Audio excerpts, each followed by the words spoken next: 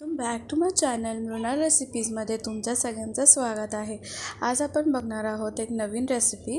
आज आपण जी रेसिपी बनवणार आहे ती आपण कॉलीफ्लॉवरपासून बनवायचं आहे आणि आज आपण बनवणार आहोत कॉलीफ्लॉवरचे मंचुरियन। यासाठी सगळ्यात आधी इथे मी बॉईल करून घेतलेलं कॉलीफ्लॉवर। जेव्हा पण आपण बॉईल करतो किंवा जर आपण कुकरला शिजत घातलं कॉलीफ्लॉवर तर आपण फक्त त्याला वॉश करून कुकरमध्ये जरी शिजायला ठेवलं तरी कॉलीफ्लॉवर शिजून जातं। त्यानंतर कॉलीफ्लॉवरला इथे स्मॅश करून घेतलेलं, त्यानंतर त्याच्यामध्ये मी ॲड केलेलं चवीनुसार मीठ। त्यानंतर आता त्याच्यामध्ये आपण थोडंसं ॲड करून घ्यायचं आहे लाल मिरची पावडर, अर्धा चम्मच लाल मिरची पावडर, 1 चमचा आलं लसूणची पेस्ट। त्यानंतर आपण फूड कलर ॲड केलेला आहे आणि इथे मी orange red food colour use केलेला आहे। कॉर्नफ्लॉवर इथे आपण अर्धा वाटी घ्यायचं आहे, मैदासुद्धा अर्धा वाटी घ्यायचा आहे आणि मिक्स करून घ्यायचं आहे। हे असंच मिक्स होऊन जाईल आपल्या कॉलीफ्लॉवरमध्ये, त्याच्यामध्ये आपल्याला पाणी ॲड करायची गरज नाही आणि ह्याच्यामधूनच एक प्रॉपर असा डो तयार होईल।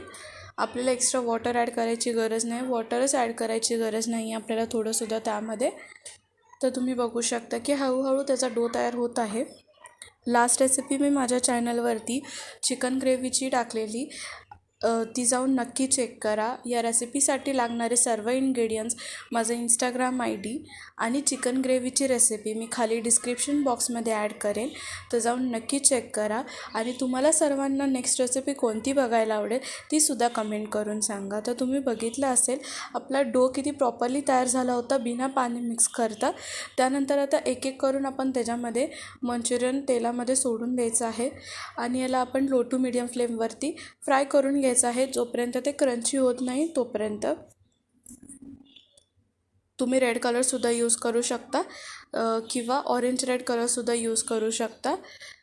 तर हे सेम आपले जे नॉर्मली आपण जे कॅबेजचे मंचुरियन बनवतो सेम त्याच्यासारखेच लागतात, जास्त काही फरक लागत नाही टेस्टमध्ये। तुम्ही अद्रक लसूणच्या जागेवरती इथे शेजवान चटणीसुद्धा यूज करू शकता, त्याने अजून छान टेस्ट येते। तर इथे वन साईडून आपले मंचुरियन थोडेसे फ्राय करून झाल्यानंतर आपण साईड चेंज करून घ्यायचे आहे आणि त्याला फ्राय करून घ्यायचं आहे जोपर्यंत ते प्रॉपर क्रंची टेक्स्चरमध्ये येत नाही। आता इथे आपले मंचुरियन फ्राय करून झालेले आहेत।